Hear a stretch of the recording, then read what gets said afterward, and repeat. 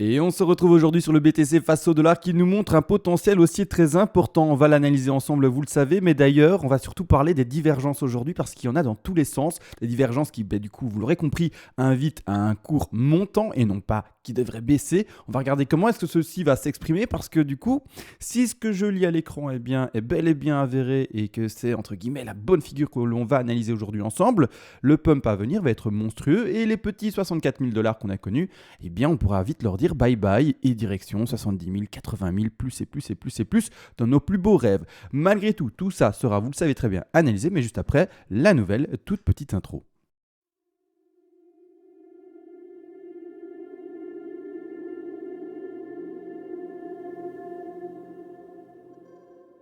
Avant de commencer, tu peux soutenir la chaîne, ça fonctionne par palier de donation. Tu auras accès au PDF expliquant les vagues et les fibos. Ce PDF a été écrit de manière concise pour ne pas te prendre pour un idiot, c'est-à-dire qu'on va à l'essentiel pour que tu puisses tout lire et tout apprendre et par après être autonome par toi-même et non pas te vendre des pages du kilo, que sais-je, pour après faire de la musculation ou bloquer l'eau qui passe sous les portes quand il y a des inondations. L'objectif n'est absolument pas là. Et également, si tu es un énorme donateur, eh bien, tu pourras me demander une analyse en particulier sur l'actif spéculatif de ton choix et je le ferai en privé pour toi, bien entendu, en vidéo le plus rapidement possible. Maintenant que les donations sont expliquées, let's go directement pour l'analyse du BTC. Et ça y est, on se retrouve après la petite intro sans transition directement sur l'analyse et vous allez voir que le décompte que j'en tiens est assez incroyable s'il devait s'exprimer de la manière dont je vais vous le montrer aujourd'hui. Premièrement, on va s'attarder sur les divergences que l'on va voir à l'écran. Alors je rappelle pour les néophytes, qu'est-ce qu'une divergence? Ça va être finalement une différence que l'on va pouvoir lire et interpréter par rapport finalement à l'expression du cours et l'expression de l'oscillateur qui ici, en l'occurrence, par exemple pour chez nous, le RSI. Vous pouvez le faire également avec d'autres oscillateurs si vous le voulez. Malgré tout, nous on utilise le RSI et le cours en termes de prix et clairement on voit différentes divergences. Alors attention, il y a des divergences cachées à l'écran et il y a également une divergence simple à l'écran. On va exprimer les deux et puis ensuite on va expliquer comment finalement interpréter ces divergences et laquelle va dominer l'autre et donc du coup quel résultat on devra en ressortir. Et également ces divergences sont assez intéressantes par rapport au décompte Elliott. Je pense que je l'ai dit en intro, mais je vais vous montrer finalement comment est-ce que je le décompte et à quoi ça va induire, à quoi ça va nous mener d'avoir ces divergences et toujours ces plus bas sur le cours. Malgré tout, on va regarder directement ceci et qu'est-ce que l'on peut voir. Premièrement, je vais vous montrer, je vous spoil un peu, mais la divergence la plus importante et on va commencer par ça. Ce que l'on va regarder, c'est toujours les plus bas. Là, en l'occurrence, les plus bas sur le cours. Je rappelle également sur le cours, donc c'est-à-dire l'expression du prix, on ne prend que pour lire les divergences, la clôture de la bougie, c'est-à-dire le corps de bougie, et non pas les mèches. D'accord? Attention, les mèches ne sont pas à prendre en compte dans la lecture de ces divergences-là. Premièrement, on prend notre petit pinceau et je vais tout mettre en évidence. Première divergence que l'on lit, ou en tout cas premier plus bas que l'on lit, c'est ici. D'accord? Second plus bas majeur va être installé ici. On regarde un peu le récit pour s'aider également, là. Et le troisième plus bas majeur va être situé ici et on va le prendre par rapport à la clôture d'hier. Attention, on n'interprète pas une clôture, donc c'est-à-dire une bougie qui n'a pas été encore clôturée. Donc la bougie qui est aujourd'hui verte, un peu cachée derrière tout ici que l'on ne voit pas, mais qui est là, je ne la prends pas en compte. D'accord? Donc ici, là, l'oscillateur peut encore monter, descendre, tout dépend de ce que fait le cours, et donc il n'est pas interprété. Malgré tout, ici, on a trois plus bas majeurs pour le moment indiqués, qui se sont également tout simplement traduits sur le récit, ici. 1, 2, et on va prendre du coup celui-ci qui a été le plus bas extrême, finalement indiqué hier. Premièrement, qu'est-ce qui se passe? Les deux premiers, vous verrez qu'ils vont dans le sens. Il n'y a pas de différence. Les plus bas sont toujours plus hauts. Vous voyez ici, ça monte. Et là également, ça monte. Légèrement, mais ça monte. D'accord? Donc grossièrement, ceux qui ne le voient pas bien, ça fait bel et bien ceci. D'accord? Une pente montante sur le cours. L'expression du cours est la même chose, finalement, vous avez compris, sur l'oscillateur. Donc là, il n'y a pas de, finalement, de divergence. La divergence se lit où? Elle se lit plus tard et elle se lit depuis ce fameux 19 août à actuellement. D'accord? Là, ici, vous voyez. Et la différence, vous l'avez vu, je fais une flèche qui monte, d'accord? Et là, au contraire, je fais une flèche qui descend. C'est-à-dire qu'on a une pente montante et au contraire, on a une pente qui est descendante ici, d'accord? Donc ici, première divergence. Quelle est cette divergence-là? On va essayer de la lire, de la comprendre. Et pour ce faire, rien de plus simple qu'avoir un schéma sous les yeux. On rappelle, parce que c'est vrai que j'ai zappé, mais on a sur le récit, donc c'est-à-dire sur l'oscillateur, des plus bas qui sont toujours plus bas. Et au contraire, sur le cours, on a des plus bas qui sont toujours plus hauts, d'accord? Donc on va regarder ça. Oscillateur des plus bas qui sont toujours plus bas. et sur les cours le plus bas qui sont toujours plus hauts. Ça s'appelle du coup divergence haussière cachée. D'accord ? Attention, très important de comprendre que le caché a son importance primordiale. Alors j'ai beaucoup dit importance, etc. Mais vraiment, ce n'est pas une blague. Parce que dans la lecture de ceci, ça nous invite à croire, ou en tout cas à avoir un résultat qui nous dit le cours par après va continuer à monter. Premièrement. Secondement, ce que l'on va regarder du coup sur le cours, c'est est-ce qu'il y a d'autres divergences ? On a un premier résultat qui nous dit qu'on a une divergence haussière cachée. Je vous ai déjà un peu spoilé à l'avance, il y a de ça 4 minutes il me semble. Oui, effectivement, ça va être les divergences les plus importantes. Mais, quelle est du coup l'autre divergence à l'écran ? Et on va la lire ensemble bien entendu. Excusez-moi juste le temps de nettoyer tout ça. Hop, hop, hop. J'espère que c'était lisible parce que j'ai mis pas mal de choses à l'écran tout de même. Et là, maintenant, on va faire le contraire. On va regarder du coup qu'est-ce qu'il y a d'autres comme divergences. Et les autres divergences qui sont lisibles à l'écran, ce sont ceci. Alors, on va prendre ici pour montrer l'exemple par contre. Désolé, j'ai un peu du mal à m'exprimer là. Vous entendez, je balbutie là. On va prendre les plus hauts, d'accord ? Les plus hauts ici, le plus beau réel, le plus haut, pardon, réel est ici, pas le plus beau. On va prendre vraiment ça par rapport à ici, ici clairement, et également dans cette configuration-ci, et ici dans cette configuration-ci. D'accord ? Là, qu'est-ce que l'on lit ? On lit sur le récit toujours des plus hauts qui descendent. D'accord ? Alors que sur le cours, on lit toujours des plus hauts qui, eux, au contraire, pas compliqué à comprendre, montent. C'est-à-dire que là, on a une divergence, une différence également sur l'expression du prix. Et sur l'expression, vous l'aurez compris, de l'oscillateur qui en l'occurrence chez nous aujourd'hui, le récit. C'est-à-dire qu'on a sur l'oscillateur des plus hauts qui sont toujours plus bas et au contraire sur le cours des plus hauts qui sont toujours plus hauts. D'accord ? Donc on va regarder ça tout simplement sur notre petit graphique, ou en tout cas sur notre petite explication ici. Ce que l'on lit du coup, ce sont les plus hauts, d'accord ? On voit sur l'oscillateur des plus hauts qui sont toujours plus bas, on est d'accord, c'est bel et bien ça. L'oscillateur des plus hauts qui sont toujours plus bas, qui descendent, donc cette interprétation-ci.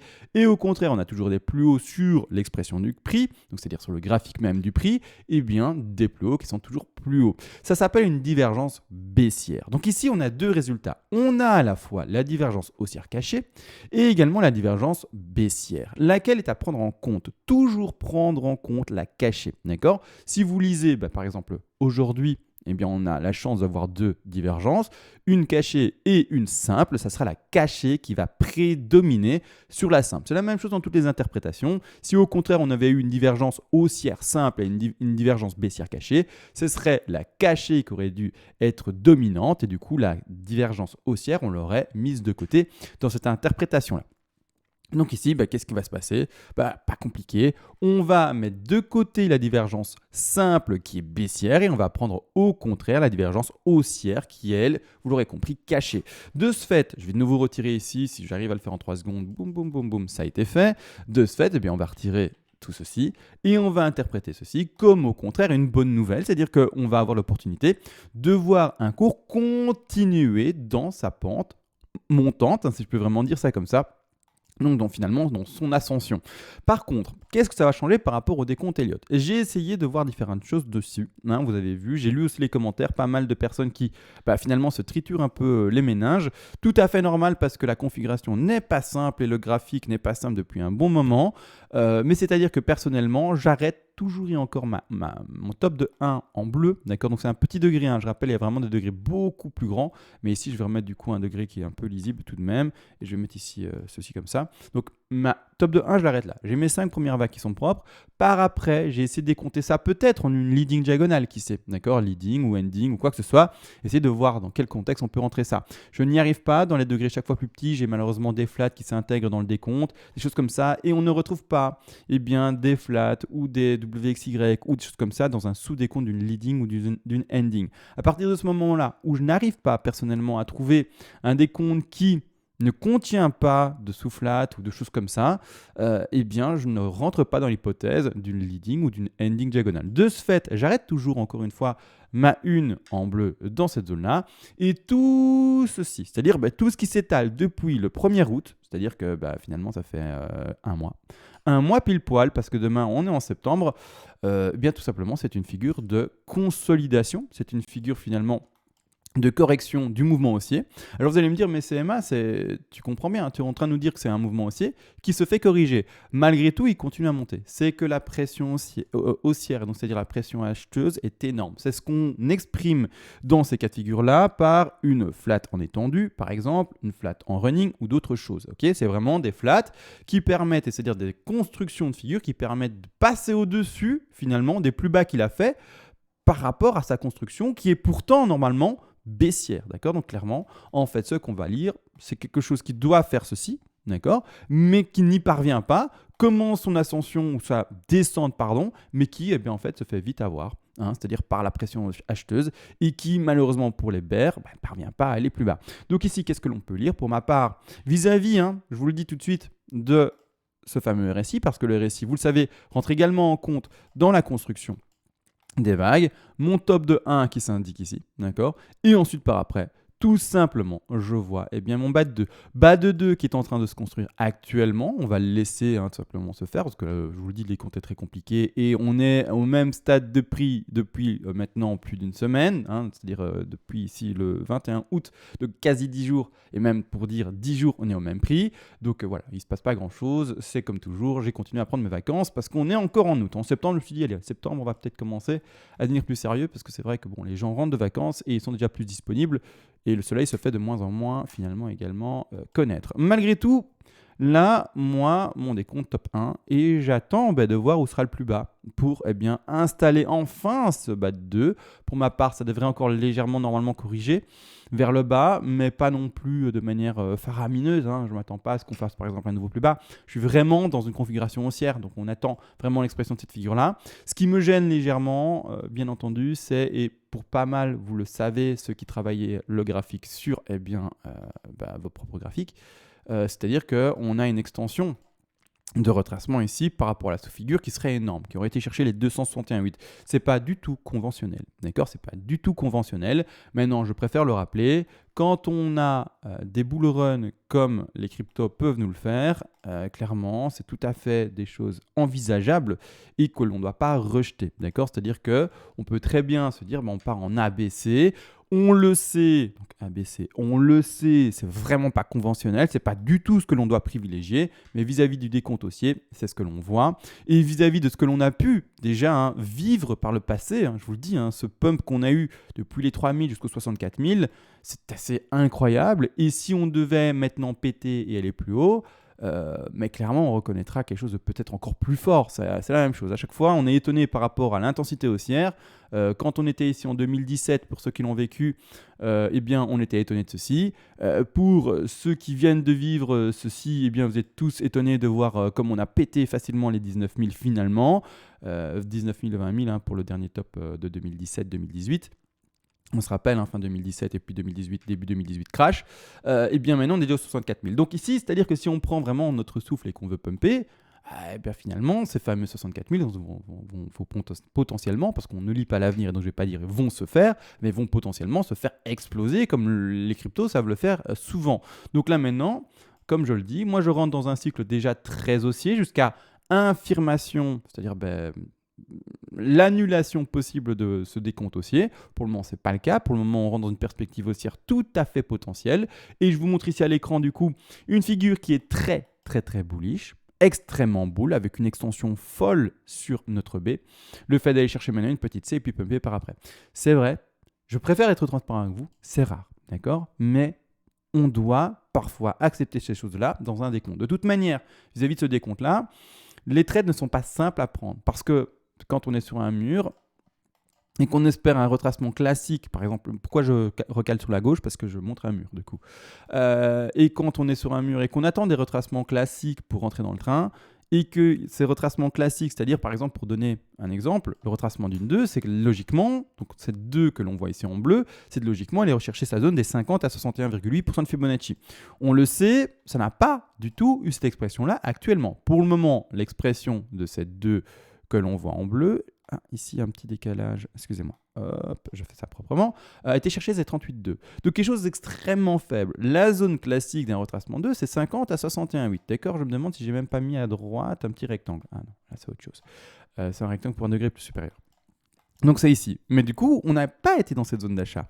Et si on se retrouve bel et bien dans une 2 qui va se terminer là-bas en haut, avec l'expression de la A, B, C, dans ce cas-là, ça va être très difficile de choper finalement un long pour l'opportunité haussière. Parce qu'on est dans quelque chose d'extrêmement boule, dans un vrai mur, et la plupart des gens, pour rentrer en trade, attendent un retracement. D'accord, attendent un retracement, une zone de recharge qui est correcte. Maintenant, si c'est un mur, c'est-à-dire finalement qu'on va to the moon et qu'on n'arrête pas et que voilà, on va au 7e ciel, eh bien clairement, super pour les investisseurs. Les traders, il faudra avoir un peu de corones pour essayer de rentrer dans le marché à certains moments, à vos risques ou périls encore et toujours. D'accord, n'oubliez pas, le trade, c'est quelque chose de très risqué. Si vous ne sentez pas le courage ou pas le courage, mais en tout cas, comment dire, avoir ce sang-froid de pouvoir se maîtriser en trading et se dire, voilà, je vais pas faire n'importe quoi, j'ai un risque management, un plan à tenir, etc. Ça va aller, je m'en tiens vraiment à ça de manière stricte. Ok, vous pouvez y aller. Mais si au contraire, je vous le dis, vous avez un peu du mal à vous maîtriser émotionnellement, etc., vous êtes trop pris parce que les cryptos, c'est trop merveilleux, c'est trop incroyable, vous regardez les cryptos, vous mangez ça tous les jours,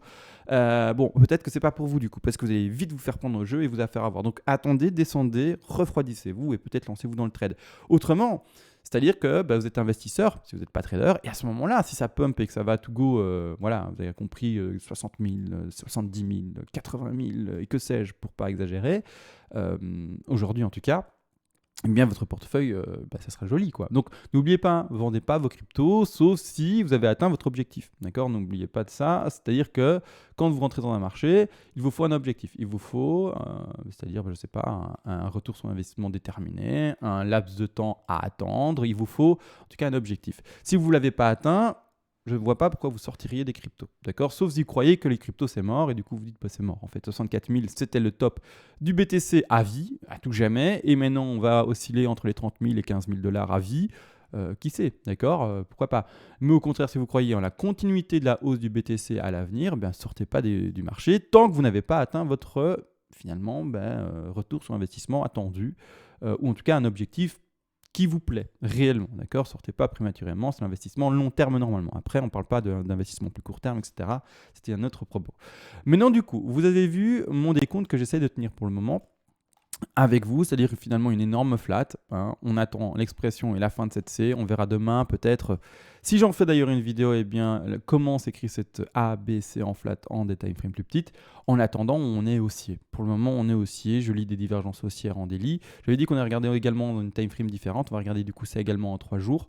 C'est-à-dire que quand on met ici en écran, on voit une légère... Et attention, je dis 3 jours parce que pour le moment, la clôture n'est pas faite et n'est pas finie. C'est-à-dire qu'on n'interprète pas une bougie qui n'est pas clôturée, mais pour le moment, sur le récit en 3 jours, donc ici c'est les dernières bougies, ce que l'on peut voir, c'est une légère divergence qui commence à s'indiquer. Donc ici pour le moment, hop, on lit un plus bas. Attention, ce plus bas du RSI pour le moment n'est pas fixe, d'accord? Si le BTC devait pumper plus fortement, clôturer plus haut, c'est-à-dire dans ce laps de temps des 3 jours, et que du coup le RSI lui également, vous aurez compris, puis devait continuer à monter, clôturer plus haut et annuler la divergence que l'on lit ici, et du coup ça nous ferait quoi?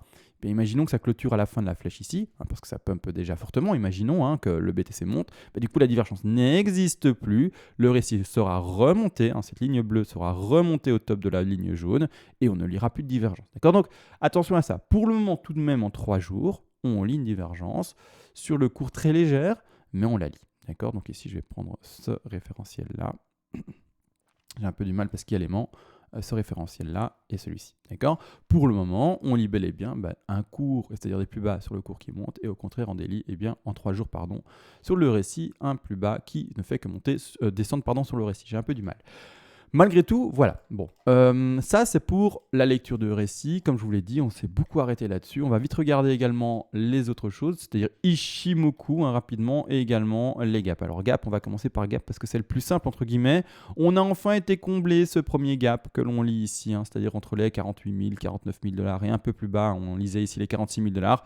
Il est enfin comblé. Maintenant, il faut comprendre une chose, c'est que souvent ces zones de gap servent finalement de résistance, c'est-à-dire que oui, elles attirent le cours, mais une fois qu'elles sont atteintes, normalement, le cours, c'est pas normalement, mais la plupart du temps, ce que l'on peut observer, c'est une grosse résistance. À ce moment-là, ça rentrerait, entre guillemets, dans le scénario où oui, on serait encore dans cette phase de construction. Ça, c'est le décompte qui, ne tient pas. Ça doit monter beaucoup plus haut, ceci. Hop, hop et hop. Mais d'ailleurs, je sais même pas pourquoi j'ai mis finalement des vagues ici, c'est pas intéressant. Mais c'est-à-dire que grossièrement maintenant, on peut voir cette zone de résistance et s'attendre n'empêche à un reflux léger, d'accord, pour exprimer, comme je vous ai dit, la A, B, C en flat et voir une petite zone de résistance, et c'est-à-dire finalement une zone dans laquelle on traîne un peu avant d'enfin péter cette zone-là. D'accord? Donc clairement, c'est ce que l'on attend maintenant, c'est logique, une zone de résistance par rapport à ce fameux gap. Également, il y a des gaps qui sont plus bas, d'accord? Il y a le fameux gap qui se situe aux alentours ici des 34 000 et un peu plus bas des 32 000. Vis-à-vis du coup de mon décompte RSI, pas RSI du coup, pardon, mais de mon décompte qui est en Elliott, on aurait dans un décompte qui serait tenu et qui devait se vérifier plus tard, eh bien on aurait du mal à atteindre ces 34 000, on s'est compris. Maintenant, les personnes qui font du trade tout de même et qui font du trade avec les gaps également dans cette interprétation-là, faites attention à cette zone-là, d'accord? Parce que oui, mon décompte Elliott, il est bien beau, mais peut-être qu'il est faussé. Donc, c'est-à-dire qu'il faut prendre en compte également ce gap-là.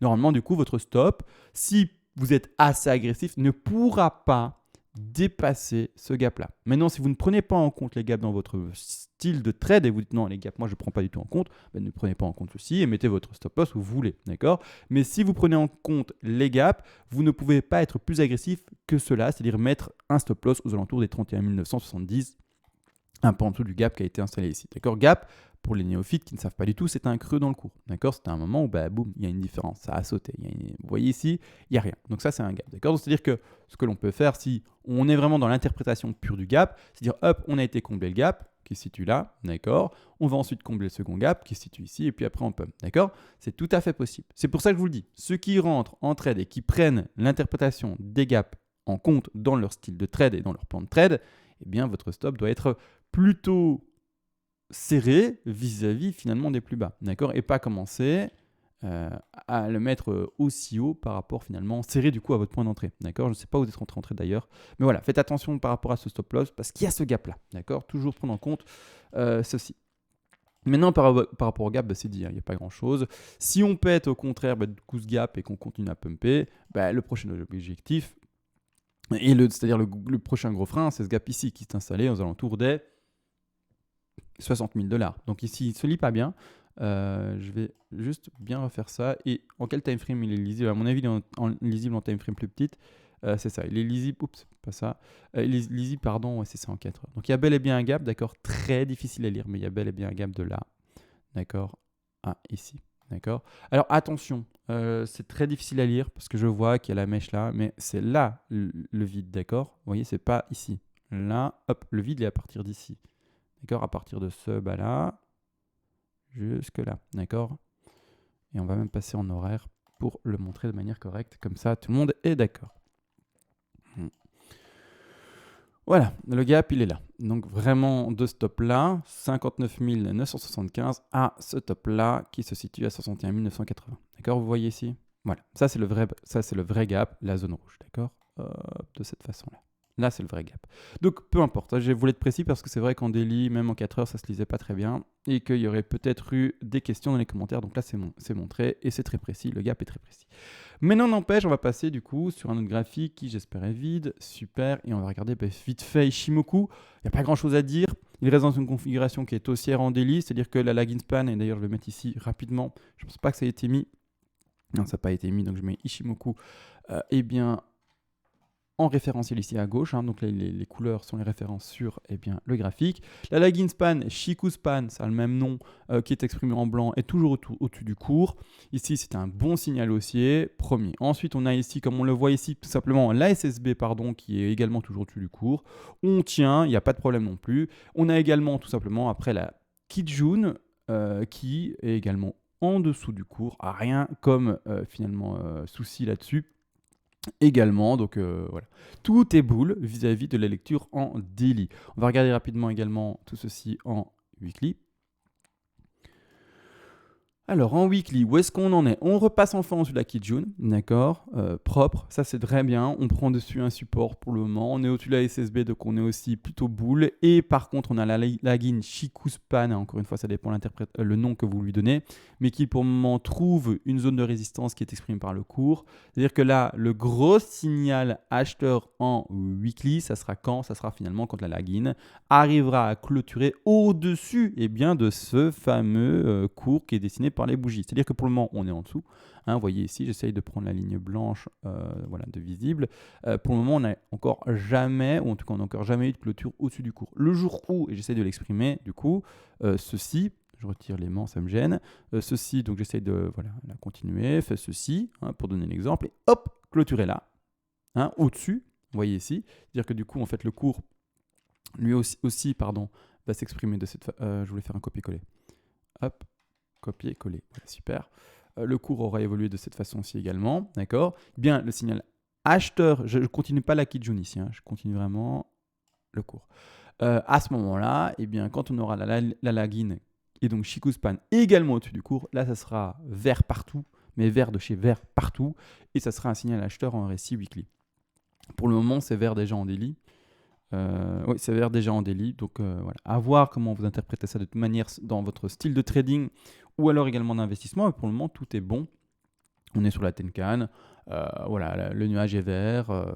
C'est plutôt propre, d'accord. Également, vous l'avez vu. Bon, je le remonte peut-être si je le trouve rapidement, mais le H-ribbon est passé en bleu, d'accord. C'est-à-dire que, bon, ben voilà, également un bon signal pour le moment, hein, d'accord. Pour le moment, c'est un bon signal. Il s'est exprimé, il s'exprime très rarement. La dernière fois qu'il s'est exprimé, c'était en décembre de l'année 2020. Et quand il s'exprime souvent, il ne rate pas sa cible, c'est-à-dire que il donne un bon signal d'achat. Dans ce cas-ci, il s'est exprimé. Moi, mon décompte se voit plutôt haussier enfin maintenant. On voit également Ishimoku qui commence à être de plus en plus haussier par rapport aux différentes time frames. En daily, ça l'est. En weekly, on doit encore un peu attendre et être finalement patient. Il y a encore une grosse résistance en weekly, mais clairement, voilà, on peut avoir de belles perspectives pour ceci. Maintenant, je pense avoir tout dit. Donc, c'est-à-dire qu'on ne va pas traîner beaucoup plus ensemble. J'espère vous voir demain, parce que septembre reprend et il faut bien reprendre à un moment, entre guillemets, son activité sur YouTube. Et donc, sur ce, je vous dis ciao et j'ose espérer à demain.